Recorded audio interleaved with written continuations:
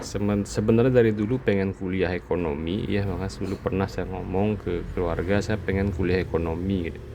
Nggak dikasih karena katanya kalau kuliah ekonomi itu ngurusin uang orang gitu ya, capek ngurusin uang orang, gaji seberapa gitu ya. Akhirnya sekarang gue tertarik lagi untuk belajar ekonomi, dan ini adalah buku yang bagus sekali ya, Benjamin Graham, mentornya Warren Buffett ya. Jadi kalau kalian pengen terjun di dunia investasi, wajib banget membaca buku ini. Uang itu ilusi ya, kalau kalian nggak percaya kalian bisa lihat bahwa kan sekarang ya itu gaji naik 8% PNS, itu yang terjadi apa ya, malah inflasinya melebihi dari 8%, agak-agak naik ya, lebih dari 8% gitu ya. Memang kalau hitungan inflasi BPS itu dikatakan bulan Januari Februari deflasi, karena inflasi yang disurvei oleh BPS itu nggak memasukkan inflasi karena harga-harga pangan dan makanan ya.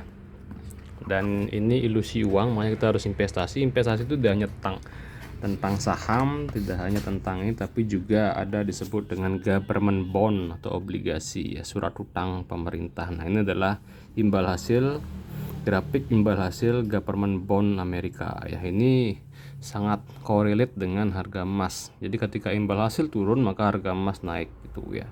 Emas bukan investasi, emas adalah safe haven ya. Jadi karena dia nggak memberikan imbal hasil, jadi nggak memberikan bunga gitu. Kalau kita simpan uang, kalau kita beli obligasi itu kita dapat bunga, tapi kalau kalian simpan emas itu nggak dapat bunga ya, kalian hanya dapat capital gain. Ketika kamu jual itu emas ya, kamu dapat. Malah sebenarnya emas itu ada biaya, karena ketika kalian punya banyak emas kan nggak mungkin kalian simpan di rumah ya, pasti kalian perlu deposit box. Nah itu ada biayanya ketika kalian nyimpan di sana. Makanya emas itu bukan investasi sebenarnya, tapi lebih ke safe haven. Jadi kalian untuk melindungi nilai kekayaan kalian, kalian perlu emas. Kalau orang-orang kaya itu jumlah portofolionya itu paling banyak pasti adalah saham ketika ekonomi lagi bagus-bagusnya, kemudian obligasi mungkin beberapa, kemudian emas hanya paling 10% 20% maksimal ya.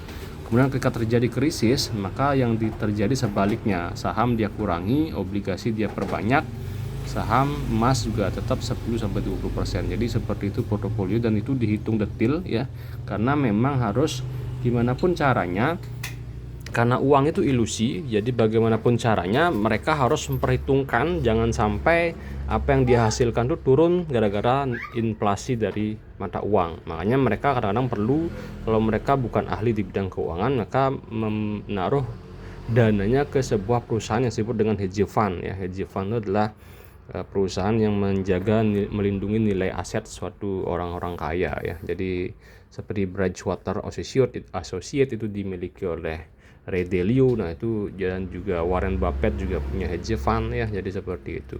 Jadi kalau kalian nggak bisa menganalisis sendiri, kalian juga nggak suka mungkin di bidang ekonomi, yang mending gunakan jasa-jasa sekuritas. Kalau di Indonesia sekuritas namanya, beda hedge fund dan sekuritas itu apa? Kalau hedge fund tuh lebih agresif dia ya, kalau sekuritas itu lebih aman lah, lebih nggak agresif. Kalau hedge fund itu dia bisa transaksi di pasar uang, bahkan di future index gitu ya. Kalau hedge fund, kalau sekuritas kan hanya saham, obligasi dan deposito, itu aja.